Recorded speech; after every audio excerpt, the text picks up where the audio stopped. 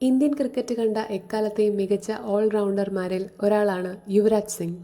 1981 December 12 ചണ്ഡീഗഡിൽ ജനിച്ച യുവരാജ് ഇടം കയ്യൻ ബാറ്റിങ്ങിലൂടെയും മികച്ച സ്പിൻ ബൗളിങ്ങിലൂടെയും തകർപ്പൻ ഫീൽഡിങ്ങിലൂടെയും ഇന്ത്യൻ ക്രിക്കറ്റ് ടീമിന്റെ അഭിമാനമായി മാറി.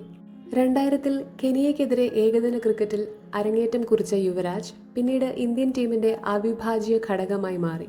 അദ്ദേഹത്തിന്റെ കരിയറിലെ ഏറ്റവും വലിയ സവിശേഷതകളിലൊന്ന് 2007 പ്രഥമ T20 ലോകകപ്പാണ്.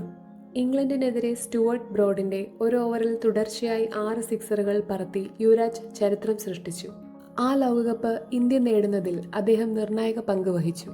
എന്നാൽ അദ്ദേഹത്തിന്റെ കരിയറിലെ ഏറ്റവും തിളക്കമാർന്ന നിമിഷം 2011 ഏകദിന ലോകകപ്പാണ്. ടൂർണമെന്റിലുടനീളം മികച്ച പ്രകടനം കാഴ്ചവെച്ച യുവരാജ് 362 റൺസും 15 വിക്കറ്റുകളും നേടി പ്ലെയർ ഓഫ് ദ ടൂർണമെന്റ് പുരസ്കാരം സ്വന്തമാക്കി.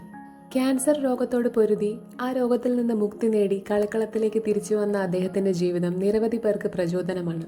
2019 അന്താരാഷ്ട്ര ക്രിക്കറ്റിൽ നിന്ന് വിരമിച്ച യുവരാജ് സിംഗ് ഇന്ത്യൻ ക്രിക്കറ്റിന് നൽകിയ സംഭാവനകൾക്ക് എന്നും ഓർമ്മിക്കപ്പെടും.